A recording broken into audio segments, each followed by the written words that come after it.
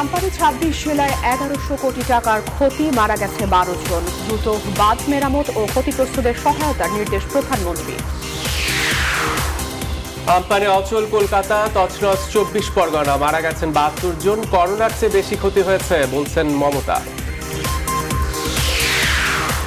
রডের ট্রাক উল্টে লুকিয়ে পরিবহন করা শিশুসহ ১৩ যাত্রী নিহত। পণ্যবাহী যানে যাত্রী বহন নিষিদ্ধ।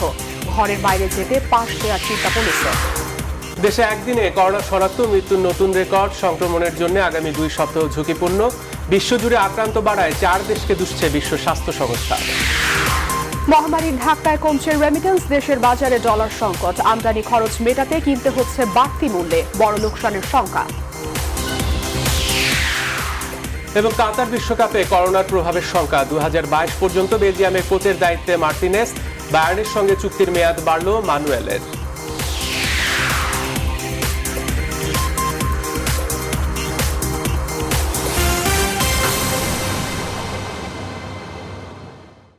রেইনবো অলরাউন্ডার এক্সটেরিয়র পেইন্ট, বাংলাদেশের আবহাওয়া উপযোগী একমাত্র পেইন্ট। স্বাগত নিউজ 24 সন্ধ্যার সংবাদে। পুরো সংবাদের সাথে আছি আমরা দুজন, আমি আফরিন আনোয়ার আর আমি সালেজুর চৌধুরী। এতক্ষণ দেখছিলেন সংবাদ শিরোনাম। কোটিংকৃত মরিচারোধী ও বিদ্যুৎ সাশ্রয়ী Marquis pump. Marquis energy saving pump. এবারে বিস্তারিত। ঘূর্ণিঝড় আমপানে এখন পর্যন্ত ১১০০ কোটি টাকার ক্ষতির হিসেব পেয়েছে দুর্যোগ ব্যবস্থাপনা মন্ত্রণালয়। ক্ষয়ক্ষতির পুরো হিসেব নিরূপণ করতে অন্তত ৭ দিন লাগবে বলে জানিয়েছেন দুর্যোগ ব্যবস্থাপনা প্রতিমন্ত্রী ডক্টর এনামুর রহমান। বিকেলে মন্ত্রণালয় থেকে অনলাইন ব্রিফিংয়ে এসব তথ্য জানান প্রতিমন্ত্রী। এ সময় সাংবাদিকদের তিনি আরও জানান, দেশের ২৬ জেলা ঘূর্ণিঝড় আমপানে ক্ষতিগ্রস্ত হয়েছে। এসব জেলার রাস্তার একটি বড় অংশ, কালভার্ট ও ফসলের ক্ষতির পাশাপাশি অনেক বাড়িঘর বিধ্বস্ত হয়েছে। প্রতিমন্ত্রী বলেন, যেসব বাড়িঘর ক্ষতির সম্মুখীন হয়েছে তা ঠিক করতে এরই মধ্যে জেলা প্রশাসনকে টিন ও অর্থ বরাদ্দ দেওয়া হয়েছে। কাল থেকেই ঘরবাড়ি মেরামতের কাজ শুরু হবে বলে জানিয়েছেন তিনি। আর যেসব জেলা বিদ্যুৎ বিচ্ছিন্ন, সে সমস্ত জেলায় বিদ্যুৎ সংযোগ দ্রুত দেওয়ার ব্যবস্থা করা হচ্ছে। ব্রিজ কালভার্ট প্রায় ১১০০ কিলোমিটার রাস্তা ক্ষতিগ্রস্ত হয়েছে। প্রায় ১৫০ কোটি টাকা আমের ক্ষতি হয়েছে। পানি সম্পদ মন্ত্রণালয় জানিয়েছে যে সর্বোচ্চ তাদের ১৫০ কিলোমিটার বাঁধ ক্ষতিগ্রস্ত হয়েছে এবং ৮৪টি জায়গায় বাঁধে ফাটল ধরেছে, বাঁধ ভেঙেছে। প্রায় ৬৫০ কোটি টাকার এ পর্যন্ত আমরা ৬৫০ কোটি, আর হলো মৎস্য সম্পদ ৩৫০ কোটি, ৯০০ প্রায় ১০০০ কোটি, ১১০০ কোটি টাকার আমাদের ক্ষয়ক্ষতির হিসাব আমরা পেয়েছি। আমপানের প্রভাবে ব্যাপক ক্ষতি হয়েছে বোরো ধান, আমসহ মৌসুমি ফল ও ফসলের। ফসল ঘরে তোলার আগ মুহূর্তে এমন ঘূর্ণিঝড়ে অনেক স্থানে বাঁধ ভেঙে তলিয়ে গেছে ফসলের মাঠ। আবার যেখানে ঝড়ের গতিবেগ কম ছিল, সেখানেও মাটির সঙ্গে মিশে গেছে পাকা ধান ও সবজি ক্ষেত। মারা গেছেন ১২ জন। এমন অবস্থায় কৃষককে সরকারি সহায়তা দেওয়ার দাবি জানিয়েছেন সংশ্লিষ্টরা। এদিকে ক্ষতিগ্রস্ত কৃষকদের সহায়তার আশ্বাস দিয়েছেন কৃষিমন্ত্রী। বিস্তারিত জানাচ্ছেন মাহমুদুল হাসান। অবশেষে ব্যাপক ক্ষতি ও ফসলহানি করে বিদায় নিল প্রলয়ঙ্কারী ঘূর্ণিঝড় আমপান। ঝড় চলে যাবার পরে ক্রমেই দৃশ্যমান হচ্ছে ধ্বংসযজ্ঞ। সবচেয়ে বেশি ক্ষতি হয়েছে মাঠের ফসল। আর কটা দিন পার হলেই কষ্টের ধান ঘরে তুলতে পারত কৃষক। সেই ফসল গেছে মাটির সঙ্গে মিশে। এমন ফসলহানিতে চোখে অন্ধকার দেখছেন কৃষকরা। সবচেয়ে বেশি ক্ষতি হয়েছে উপকূলীয় জেলাগুলোতে। ঝড় বৃষ্টির কারণে ধান পড়ে গেছে, আগে কৃষকের কিছু ক্ষতি হয়ে যাবো। ঝড় হয়েছে, বৃষ্টির কারণে মনে করেন যে কাঁচা পাকা ধান সব চলা গেছে। রাজশাহীতে প্রায় ১৭,০০০ হেক্টর জমিতে আম বাগান আছে। ঘূর্ণিঝড়ে ঝরে পড়েছে প্রায় ২৫% আম। বিশেষজ্ঞরা বলছেন, এমন অবস্থায় সরকার বিশেষ প্রণোদনা না দিলে কৃষকের ঘুরে দাঁড়ানো কঠিন হবে। এখন তো স্বাভাবিক কাজকর্ম বা জীবনযাপনে ফিরে আনার জন্য মৌলিক চাহিদাগুলি যেটা পূরণ করা দরকার, তাদের যেই ধরনের ভর্তুকি দেয়া দরকার, সুদমুক্ত ঋণ দেয়া দরকার, সেইটা দিয়ে তাদের আবার স্বাভাবিক কার্যক্রমে ফিরে আনা। এদিকে কৃষিমন্ত্রী বলছেন, ক্ষতিগ্রস্তদের ঘুরে দাঁড়াতে সহায়তা দেবে সরকার। যারা ক্ষতিগ্রস্ত হবে, যেমন পান চাষিরা কিন্তু ক্ষতিগ্রস্ত হয়েছে, এই পান চাষিদের আমরা লিস্ট করব তাদের কত ক্ষতি হয়েছে, পরবর্তী যে তারা ফসল করবে আমনে বিনামূল্যে তাদেরকে আমরা বীজ, সার এবং অন্যান্য প্রয়োজনীয় উপকরণ এগুলো দেওয়ার চেষ্টা করব। আগে ভাগে বোরো ধান কাটায় বড় ক্ষতি হয়নি বলেও জানান তিনি। মাহমুদুল হাসান, নিউজ 24, ঢাকা। সুপার ঘূর্ণিঝড় আম্পান মোকাবেলায় প্রধানমন্ত্রী শেখ হাসিনার সরকার শুরু থেকেই প্রস্তুতি নেয় ক্ষয়ক্ষতি কম হয়েছে বলে মন্তব্য করেছেন আওয়ামী লীগের সাধারণ সম্পাদক, সড়ক পরিবহন ও সেতুমন্ত্রী ওবায়দুল কাদের। তিনি আজ সকালে এক অনলাইন ব্রিফিংয়ে একথা বলেন। সেতুমন্ত্রী বলেন, প্রধানমন্ত্রীর নির্দেশে ঝড়ের আগেই উপকূলীয় বিভিন্ন জেলার প্রশাসন, স্বেচ্ছাসেবী সংস্থা এবং আওয়ামী লীগের নেতাকর্মীরা প্রায় 24 লাখ মানুষকে আশ্রয় কেন্দ্রে নিরাপদে নিয়ে গিয়েছে এবং দুর্যোগ পরবর্তী ক্ষতিগ্রস্তদের সহায়তা, বেড়িবাঁধ মেরামত সহ সার্বিক পুনর্বাসনেও প্রধানমন্ত্রী শেখ হাসিনা নির্দেশনা দিয়েছেন। এ সময় ওবায়দুল কাদের আরও বলেন, মানুষ সতর্ক না হয়ে যেখানে সেখানে জনসমাগম করছে বলেই করোনা ভাইরাসে সংক্রমণ ও মৃত্যু বাড়ছে। সরকার দুর্যোগকালীন এবং দুর্যোগ পরবর্তী পুনর্বাসন প্রস্তুতি যথাযথভাবে সম্পন্ন করেছে। মাননীয় প্রধানমন্ত্রী দেশরত্ন শেখ হাসিনার প্রত্যক্ষ তত্ত্বাবধানে ঝড়ের আগে বিভিন্ন জেলায় প্রশাসন, স্বেচ্ছাসেবী সংস্থা প্রায় 24 লাখ মানুষকে আশ্রয় কেন্দ্রে নিয়ে এসেছে। দুর্যোগ পরবর্তী ক্ষতিগ্রস্তদের সহায়তা, বেড়িবাঁধ মেরামত সহ সার্বিক পুনর্বাসনে ইতিমধ্যে প্রধানমন্ত্রী প্রয়োজনীয় নির্দেশনা দিয়েছেন।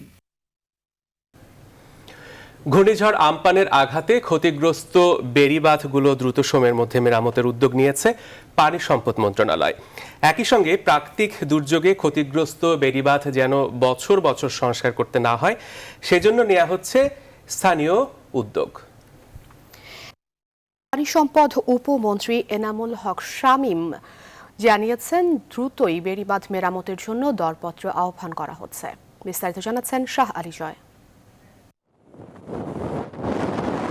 সুপার সাইক্লোন আম্পানের আঘাতে লণ্ডভণ্ড হয়েছে বাংলাদেশের উপকূল। বিশেষ করে দক্ষিণাঞ্চলের জেলাগুলোর অনেক জায়গাতেই বেড়িবাঁধ ভেঙে ঢুকে পড়েছে পানি। ক্ষতি হয়েছে ঘরবাড়ি, মাছের খামার আর ফসলি জমির। যে ভেঙে যায় সেই দুটো বস্তা নিয়ে আসি, ওই লোকজন নিয়ে আসি, দুটো বস্তা ধরে ওখান দিতে আমাকে হয়তো 200 টাকা দেয়, এনে যাও গিয়ে ওঠো। ভাঙন ভাঙে গেছে, এখন হয়তো বাদ দিলেন কি 200 টাকা দিলেন, কিন্তু আমার যা হয়েছে এটা তো আর কেউ দিতে পারে না।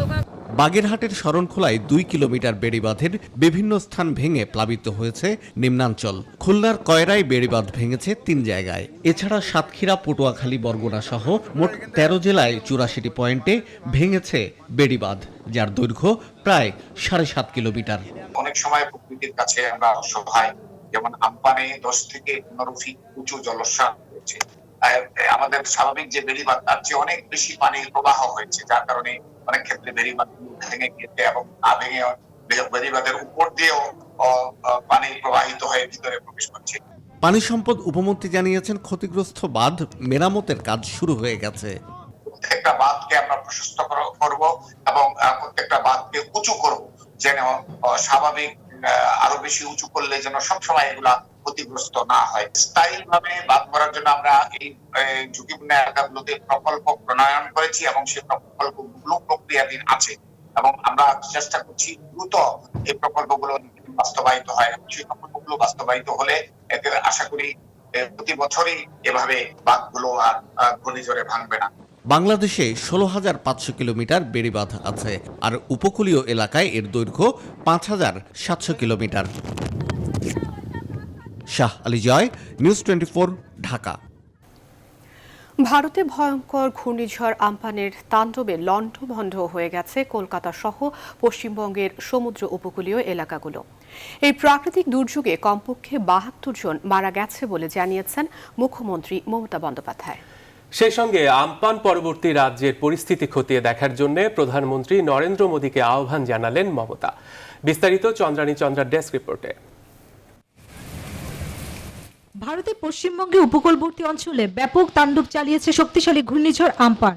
সুপার সাইক্লোনের তাণ্ডবে লণ্ডভণ্ড পরিস্থিতি তৈরি হয়েছে কলকাতা, উত্তর ও দক্ষিণ 24 পরগনা, পূর্ব মেদিনীপুর, হাওড়া, হুগলি এবং পশ্চিম মেদিনীপুরের অনেক এলাকা।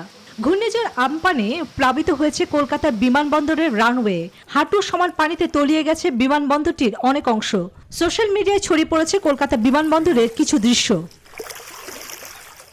মৃতের সংখ্যা বাড়ায় আম্পানের পরবর্তী রাজ্যের পরিস্থিতি খতিয়ে দেখার জন্য প্রধানমন্ত্রী নরেন্দ্র মোদীকে আহ্বান জানালেন মমতা। একের পর এক জেলা থেকে বিপর্যয়ের খবর শুনে নবান্নে বসে দেশবাসীর কাছে সাহায্যের আর্জি জানান মমতা। তার সে আর্জিতে সাড়া দিয়ে টুইট করে প্রধানমন্ত্রী নরেন্দ্র মোদী জানিয়ে দিলেন গোটা দেশ পশ্চিমবঙ্গের পাশে আছে। অন্যদিকে কেন্দ্রীয় স্বরাষ্ট্রমন্ত্রী অমিত শাহ বাংলাকে সব রকম সহযোগিতার বার্তা দিয়েছেন। বুধবার অতি মারাত্মক ঘূর্ণিঝড়ের রূপ নিয়ে বাংলায় আছড়ে পড়ে আম্পান। কলকাতায় ঝড়ের গতিবেগ ছিল ঘন্টায় 105 কিলোমিটার। কলকাতার বিভিন্ন জায়গায় ভেঙে গেছে ট্রাফিক সিগন্যাল। এই ঘটনায় রাজ্যটির মুখ্যমন্ত্রী মমতা বলেছেন ক্ষয়ক্ষতির পরিমাণ 1 লাখ কোটি রুপিতে পৌঁছতে পারে। ঝড়ের তাণ্ডব লীলা বোঝাতে গিয়ে বারবারই তিনি রাজ্যের সর্বনাশ হয়ে গেছে বলে মন্তব্য করেছেন। করোনার হানা এখনো সামনে উঠতে পারেনি বাংলা, তার উপর আম্পানের এই তাণ্ডবে কার্যত বিধ্বস্ত রাজ্যটি। চন্দ্রানী চন্দ্রা, নিউজ 24। ঢাকা রংপুর মহাসড়কের গাইবান্ধার পলাশবাড়ির দুবলাগাড়ি এলাকায় রড বোঝাই ট্রাক উল্টে ঘটনাস্থলেই 13 জন মারা গেছেন। পুলিশ জানায় বৃহস্পতিবার দুপুরে ঢাকা থেকে রড বোঝাই একটি ট্রাক রংপুর যাচ্ছিল। ট্রাকটি দুপুর 12:30টার দিকে দুবলাগাড়ি এলাকায় পৌঁছলে চালক নিয়ন্ত্রণ হারিয়ে মহাসড়কের পাশে উল্টে যায়। এতে ট্রাকে থাকা 13 জন যাত্রী ঘটনাস্থলেই মারা যান। চালক ও তার সহকারী পালিয়ে যায়। পলাশবাড়ি থানার ওসি মাসুদুর রহমান জানান, নিহতরা ঢাকায় শ্রমিকের কাজ করতেন। ঈদের ছুটিতে তারা বাড়ি ফিরছিলেন, তবে তাৎক্ষণিকভাবে তাদের নাম ঠিকানা পাওয়া যায়নি।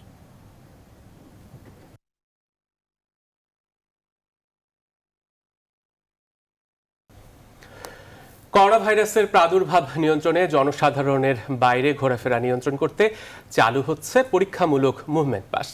পুলিশ সদর দপ্তরের আইসিটি বিভাগের সমন্বয়ে এমন কার্যক্রম বাস্তবায়ন করার কথা ভাবছে পুলিশ।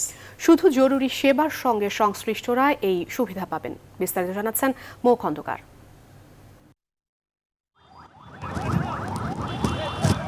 করোনা প্রাদুর্ভাবের মধ্যেও যাদের একান্তই বাইরে যাওয়া প্রয়োজন তাদের মধ্যে মুভমেন্ট পাসের ব্যবস্থা করছে বাংলাদেশ পুলিশ। তবে এই পাস দিতে আরও কিছুদিন সময় লাগবে। এই পাস ব্যবহারের মাধ্যমে জরুরি প্রয়োজনে বের হওয়া জনসাধারণ বাধামুক্তভাবে চলাফেরা করতে পারবেন। এদিকে রাজধানীর প্রবেশপথগুলোতে নিরাপত্তা জোরদার করা হয়েছে। যারা পাস দেখাচ্ছে, পাস আছে ডিএমপির, আমরা তাদেরকে ছেড়ে দিচ্ছি। ডিএমপি থেকে তাদেরকেই পাস দেওয়া হচ্ছে, যাদেরকে সরকারি প্রজ্ঞাপন অনুযায়ী যাদের ছাড় দেওয়া আছে তাদের পাস দেওয়া হচ্ছে। ডিএমপির পক্ষ থেকেও রাজধানীর 10টি প্রবেশ মুখে বিশেষ চেকপোস্ট স্থাপন করা হয়েছে বলে জানান ক্রাইম অ্যান্ড অপারেশনসের অতিরিক্ত পুলিশ কমিশনার। ঢাকায় যাতে অপ্রয়োজনে কিংবা বিশেষ কোনো কারণ ছাড়া কেউ প্রবেশ না করতে পারেন এবং ঢাকা থেকে বাইরে হতে না পারেন, সেই জন্য আমরা ঢাকার 10টি প্রবেশ মুখে বিশেষ চেকপোস্ট স্থাপন করেছি। এটা 24 ঘন্টা ধরে আমাদের চেকপোস্ট চলছে। তো আমরা আশা করছি নিজের জীবনের ঝুঁকি বিবেচনা করে অপ্রয়োজনে কেউ মুভমেন্ট করবেন না, বিশেষ করে ঢাকার ছেড়ে যাবেন না কিংবা ঢাকায় আসার চেষ্টা করবেন না। পুলিশ সদর দপ্তরের এআইজি মিডিয়া বলেন, মুভমেন্ট পাস এখনও প্রক্রিয়াধীন এবং পরীক্ষার মধ্যে রয়েছে। জরুরি পণ্য সামগ্রী এবং সেবা সরবরাহের সাথে যারা সম্পৃক্ত তাদেরকে মুভমেন্ট পাস দেওয়ার কথা চিন্তা করছে বাংলাদেশ পুলিশ এবং এই লক্ষ্যে ইতিমধ্যেই আমরা একটি অ্যাপ ডেভেলপ করেছি এবং এটি অন ট্রায়ালে রয়েছে। আমরা অ্যাপটি আমাদের মাঝ পর্যায়ের কর্মকর্তাদের কাছে প্রেরণ করেছি। তারা এটি ব্যক্তিগতভাবে ব্যবহার করে যাচাই বাছাই করে এর সুবিধা অসুবিধা সম্পর্কে আমাদেরকে অবহিত করবেন। এরই মধ্যে বিভিন্ন ইউনিটে পুলিশ সদস্যদের জন্য পরীক্ষামূলকভাবে চালু করা হয়েছে মুভমেন্ট পাস। মৌ খন্দকার, নিউজ 24, ঢাকা। প্রধানমন্ত্রী শেখ হাসিনা বলেছেন, কোভিড-19 মহামারীর কারণে পুরো বিশ্ব কঠিন চ্যালেঞ্জের মুখোমুখি। স্বাস্থ্য সমস্যার পাশাপাশি অর্থনীতিকেও মারাত্মকভাবে প্রভাবিত করেছে এই সংক্রমণ। এই মহামারীর মোকাবেলায় সকলকে একযোগে কাজ করার আহ্বান জানান তিনি। থাইল্যান্ডে অনুষ্ঠিত জাতিসংঘের economic and social commission for Asia and the Pacific স্ক্যাপ এর সম্মেলনের উদ্বোধনী অনুষ্ঠানে ভিডিও বার্তায় একথা বলেন তিনি। কোভিড-19 মহামারীর কারণে প্রথমবারের মতো স্ক্যাপের 76তম অধিবেশনটি ভার্চুয়াল প্ল্যাটফর্মে অনুষ্ঠিত হয়। বক্তব্যে সমুদ্র সম্পদের টেকসই ব্যবহারে উন্নয়নশীল দেশগুলোর সক্ষমতা বাড়াতে আঞ্চলিক সহযোগিতার ওপর জোর দেন Sheikh Hasina. The world is facing unprecedented challenges of the century due to the COVID-19 pandemic, along with the health issues, this virus has severely affected our economy. However, the pandemic is also showing some silver linings on the change of global efforts. To deal with the climate change and growing competition for natural resources, we need to tackle this pandemic together. সন্ধ্যার সংবাদের সময় হলো একটা বিরতির। আরো খবর নিয়ে ফিরছি একটু পর, সাথে থাকুন।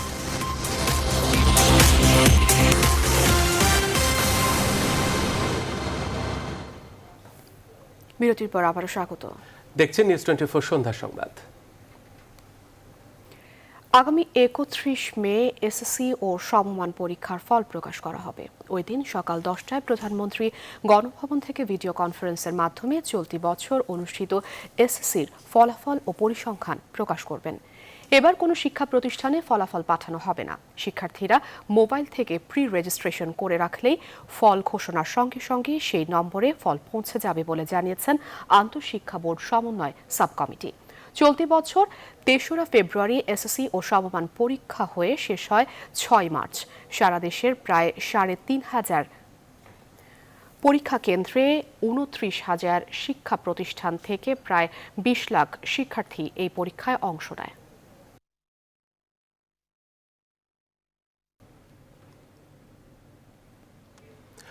সরকারের ব্যর্থতায় প্রতিদিন অসংখ্য মানুষ করোনায় মারা যাচ্ছে বলে অভিযোগ করেছেন বিএনপির সিনিয়র যুগ্ম মহাসচিব রুহুল কবির রিজভী।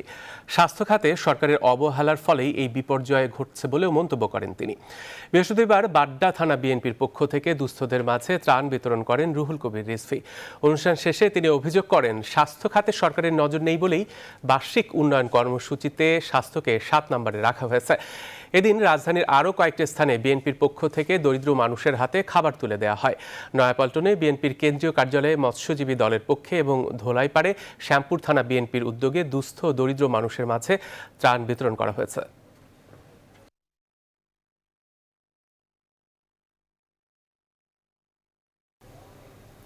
এবার দেশের করোনা পরিস্থিতি। দেশে নতুন করে করোনা ভাইরাসে আক্রান্ত হয়েছেন আরও ১,৭৭৩ জন। গত ২৪ ঘন্টায় করোনায় ঝরে গেল আরও ২২ প্রাণ।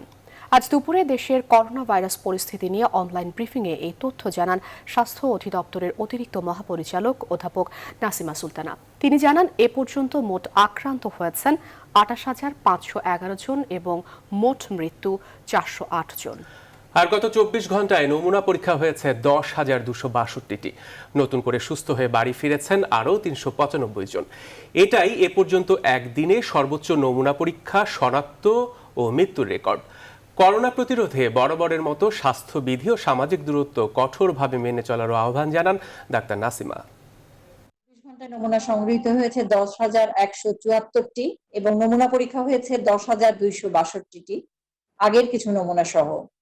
এবং এ পর্যন্ত নমুনা পরীক্ষা 2,14,114টি। যা নমুনা পরীক্ষা হয়েছে তাতে শনাক্ত হয়েছে 1,773টি। গত 24 ঘন্টায় মৃত্যুবরণ করেছেন 22 জন এবং এ পর্যন্ত মৃত্যুবরণ 408 জন। বিশ্বজুড়ে করোনায় আবারও 24 ঘন্টায় প্রাণ গেছে আরও প্রায় 4,600-র বেশি মানুষের। আর একদিনে সংক্রমিত হয়েছে রেকর্ড সংখ্যক 1,06,000 মানুষ। আর একদিনের এই সর্বোচ্চ সংক্রমণে যুক্তরাষ্ট্র, ব্রাজিল সহ মূলত 4টি দেশ দায়ী বলে মনে করছে বিশ্ব স্বাস্থ্য সংস্থা। এসব ঘটনায় বিশ্বে কোভিড-19 মোট মৃত্যুর সংখ্যা গড়িয়েছে 3,30,000-এ। আক্রান্তের সংখ্যা ছাড়িয়েছে 51 লাখ। যুক্তরাষ্ট্রে আবারও বেড়েছে মৃত্যু। একদিনে মারা গেছে প্রায় 1,400 মানুষ। এ নিয়ে দেশটিতে প্রায় 95,000 মানুষ মারা গেল। ব্রিটেনে 24 ঘন্টায় 363 জনের মৃত্যু হয়েছে। ব্রাজিলে বেড়েছে মৃত্যু, যেখানে মৃতের সংখ্যা 20,000-এ গড়িয়েছে। গেল 24 ঘন্টায় নতুন করে মৃত্যু হয়েছে আরও 876 জনের। নতুন হটস্পট হয়ে ওঠা রাশিয়াতে আবারও একদিনেই প্রায় 9,000 মানুষ সংক্রমিত হয়েছে। এ নিয়ে দেশটিতে প্রায় 3,08,000 মানুষ আক্রান্ত হলো। এশিয়ায় ভারতে দ্রুত বাড়ছে সংক্রমণ আর মৃত্যু। গেল 24 ঘন্টায় 132 জনের প্রাণহানি হয়েছে। আক্রান্ত হয়েছে 5,500-এর বেশি মানুষ। তবে এত মানুষের মৃত্যু আর আক্রান্তের সাথে বিশ্বব্যাপী সুস্থ হয়েছেন 20 লাখেরও বেশি মানুষ।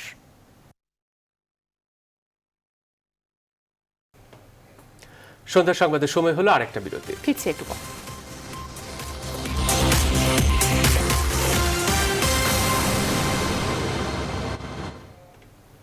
বিরতির পর আবারও স্বাগত। দেখছেন নিউজ 24 সন্ধ্যা সংবাদ। আগামী 2 সপ্তাহ করোনা ভাইরাস সংক্রমণের জন্য অধিক ঝুঁকিপূর্ণ বলে মনে করছে আইডিসিআর। গার্মেন্টস শিল্প কারখানা খুলে দেয়া, নিষেধাজ্ঞা অমান্য করে দেশের বিভিন্ন প্রান্তে যাওয়া আসা সহ নানাবিধ কারণে এমন ঝুঁকির কথা জানিয়েছে প্রতিষ্ঠানটি।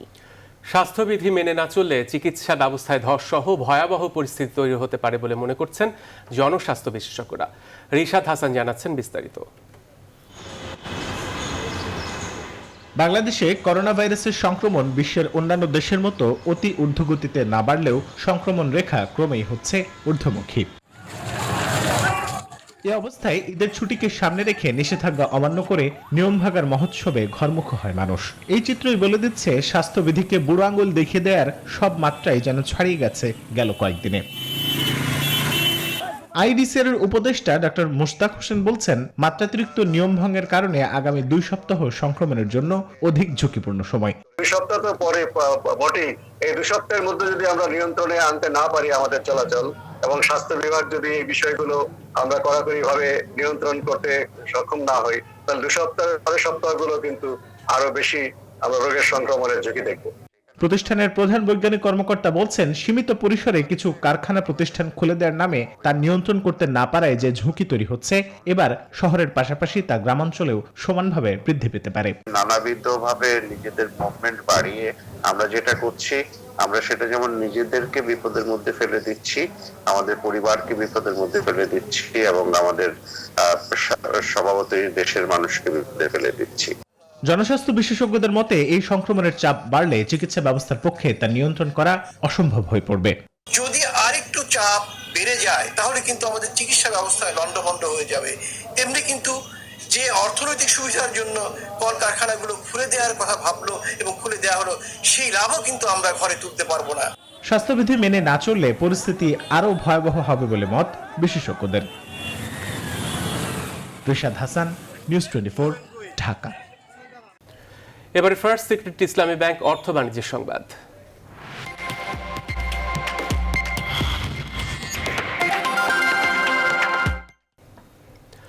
মহামারী করোনা ভাইরাসের কারণে প্রায় থমকে আছে রফতানি বাণিজ্য। আসছে না কাঙ্ক্ষিত রেমিটেন্সও, ফলে দেশের বাজারে সংকট তৈরি হয়েছে মার্কিন ডলারের। আমদানি খরচ মেটাতে বাড়তি মূল্যে কিনতে হচ্ছে ডলার। সংকট মেটাতে কেন্দ্রীয় ব্যাংক বাণিজ্যিক ব্যাংকগুলোর কাছে ডলার বিক্রি করলেও তাতে মিলছে না আশানুরূপ সমাধান। বিস্তারিত জানাচ্ছেন বাবু কামরুজ্জামান। করোনা ভাইরাসের এই মহাদুর্যোগে দেশের রপ্তানি আয় নেমে এসেছে তলানিতে। অর্থনীতির অন্যতম নির্ভরতা প্রবাসীদের পাঠানো রেমিটেন্স আদায়েও নেতিবাচক ধারা। এমন বাস্তবতায় বাজারে সংকট দেখা দিয়েছে মার্কিন ডলারের। বেশ কিছু ব্যাংক ডলার সংকটের কারণে পণ্য আমদানি দায় পরিশোধে ডলারের মূল্য নিচ্ছে 87 টাকা পর্যন্ত, খুচরা পর্যায়ে যা আরও বেশি। বাংলাদেশ ব্যাংকের হিসাব বলছে এখন আন্তঃব্যাংক রেটে ডলারের দাম 84 টাকা 95 পয়সা। তবে বিভিন্ন ব্যাংকে খুচরা ডলার বিক্রি হচ্ছে 88 টাকা পর্যন্ত, যা গত 1 মাস আগেও ছিল 86 টাকা। এ অবস্থায় আমদানি দায় পরিশোধে হিমশিম খেতে হচ্ছে আমদানিকারকদের। আমদানিকারকরা বিল সেটেলমেন্ট করতে গিয়ে তারা বিভিন্ন জায়গায় বাধাগ্রস্ত হচ্ছে এবং বর্ধিত মূল্যে তাদেরকে ডলার কিনে এলসি বিল সেটেলমেন্ট করতে হচ্ছে। আমার মনে হয় এই পরিস্থিতিতে, এই সংকট পরিস্থিতিতে বাংলাদেশ ব্যাংকের উচিত হবে এখানে একটা সমন্বয় করা সম্ভব কিনা। কেন্দ্রীয় ব্যাংক বাজারের চাহিদা মেটাতে ডলার বিক্রি করছে বাণিজ্যিক ব্যাংকগুলোর কাছে, যদিও তাতে পুরোপুরি সংকট কাটছে না। তবে করোনার এই সময়ে ডলারের দাম বাড়ার এই ঘটনা সাময়িক, যা দীর্ঘায়ু হবে না বলে মনে করছেন অর্থনীতি বিশ্লেষক ও ব্যাংকাররা। সাময়িক একটা তারল্য সংকট থাকতে পারে। আমাদের রপ্তানি কমেছে, রেমিটেন্স কিছুটা কমেছে, আমদানিও কমেছে। সুতরাং 88 টাকায় ডলার চলে যাওয়ার মতো অবস্থার সৃষ্টি হয়নি। একটু রেটটা বেশি, বাট খুব বেশি ক্রাইসিস নাই মার্কেটে।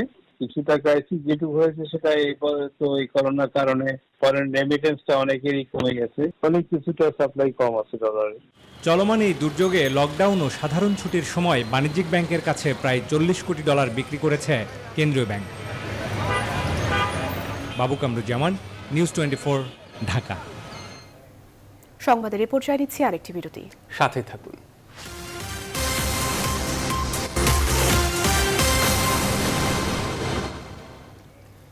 বিরতির পর আবারও স্বাগত, দেখছেন নিউজ 24 সন্ধ্যার সংবাদ। এবারে জানাবো খেলার খবর। কোভিড-19 কারণে বিশ্বব্যাপী মন্দা সৃষ্টি হলে তার বড় প্রভাব পড়বে 2022 কাতার বিশ্বকাপ ফুটবলে। এমন শঙ্কা প্রকাশ করেছেন 2022 কাতার বিশ্বকাপ ফুটবলের আয়োজক কমিটির সেক্রেটারি হাসান আল থাওয়াডি। এদিকে 2022 বিশ্বকাপ পর্যন্ত বেলজিয়ামের কোচের দায়িত্বে থাকছেন মার্টিনেস, আর বায়ার্নের সাথে 2023 পর্যন্ত চুক্তির মেয়াদ বাড়িয়েছেন জার্মান গোলরক্ষক ম্যানুয়েল নয়ার। আন্তর্জাতিক ফুটবলের আরও খবর জানাচ্ছেন মাহফুজুল ইসলাম। করোনা পরবর্তী পৃথিবীতে বড় শঙ্কার নাম অর্থনৈতিক মন্দা। যদি সে পরিস্থিতি সামনে আসে আর তা কাটিয়ে ওঠা না যায়, তবে বড় ক্ষতির মুখে পড়বে কাতার বিশ্বকাপ ফুটবল, এমন শঙ্কা আয়োজক কমিটির। আয়োজক কমিটির সেক্রেটারি হাসান আল হাওয়াদি সম্প্রতি আন্তর্জাতিক গণমাধ্যমে এমন শঙ্কা জানিয়ে বলেছেন, অর্থনৈতিক মন্দা কাটিয়ে ওঠা না গেলে বড় সংকটে পড়বে আয়োজক দেশটি। আমরা মনে করি করোনা পরবর্তী পরিস্থিতিতে যদি অর্থনৈতিক মন্দার মধ্য দিয়ে পৃথিবীকে যেতে হয়, তবে বড় ক্ষতির মুখে পড়বে কাতার, কারণ তখন অনেক মানুষই কাতারে ভ্রমণ করতে পারবে না। অর্থনৈতিক মন্দার সাথে স্বাস্থ্য ঝুঁকির কথাও অনেকে মাথায় রাখবেন। এমন পরিস্থিতি হলে বিশ্বকাপ আয়োজনের অনেক উদ্দেশ্যই ভেস্তে যাবে।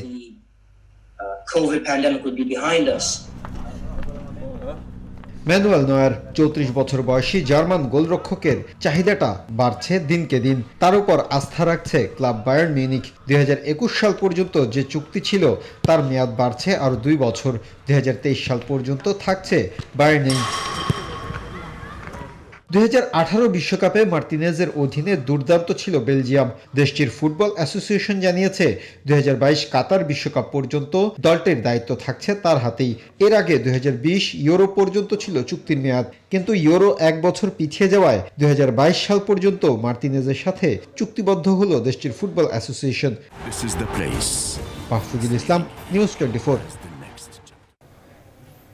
আর এই ছিল নিউজ 24 সন্ধ্যার সংবাদে। সাথে থাকায় সবাইকে ধন্যবাদ।